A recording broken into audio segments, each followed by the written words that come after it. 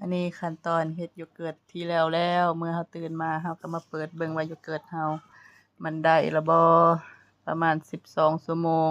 ถ้าใครอยากให้สมกว่านี้ก็เพิ่มไปอีกเนาะแล้วแต่รสชาติผู้ใดมักสมกว่านี้ก็สามารถเพิ่มต่อได้เราก็ปาไว้ในอุณหภูมิที่ปกติเนาะหน้าตาที่เราเฮ็ดได้มักไว้เนาะเนื้อก็สิเป็นแบบนี้เนื้อเด้งๆ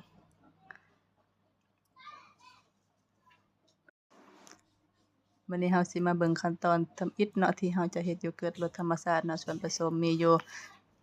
โยเกิร์ตกับนม1 ลิตรเราก็ตั้งหม้อเนาะเปิดแก๊สขึ้นเราก็สิเอาหม้อค้างมาใส่ให้มันร้อนๆจากนั้นมันร้อนเราก็ถอกนมลงไปนมเมจิปริมาณ1 กิโลถอกลงไป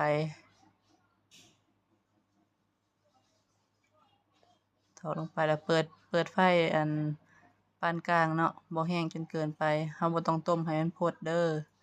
ต้มเฉพาะให้มันอุ่นหน่อยหนึ่งจากนั้นใส่เกลือลงไปน้อยหนึ่งแล้วก็ค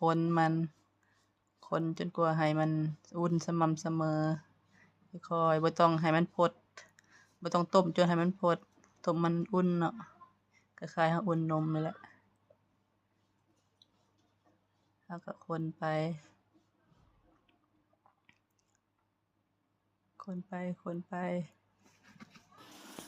ตอนนี้ก็ถึงขั้นตอนที่เอาโยเกิร์ตใส่เนาะโยเกิร์ตรสธรรมชาติใส่ลงไปจนเบิดปองหนึ่งแล้วเราก็คนให้ส่วนผสมเข้ากันคนหลังจากนั้นมีอุปกรณ์ที่เราจะเอาใส่โยเกิร์ตเนาะเป็นขวดโหลหรือว่าจอกแก้วก็ได้เนาะ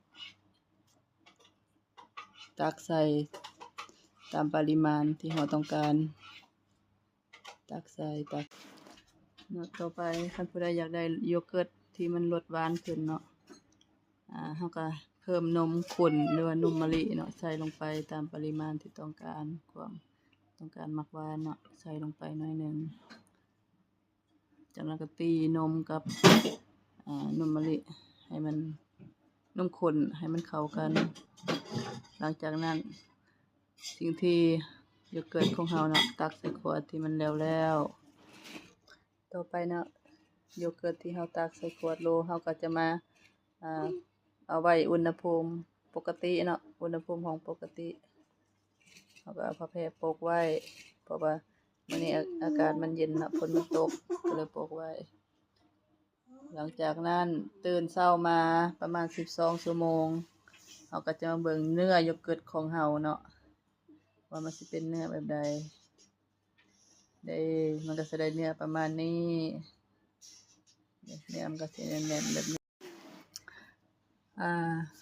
คลิปนี้ถ้าเป็นประโยชน์กับใครเนาะก็ขอ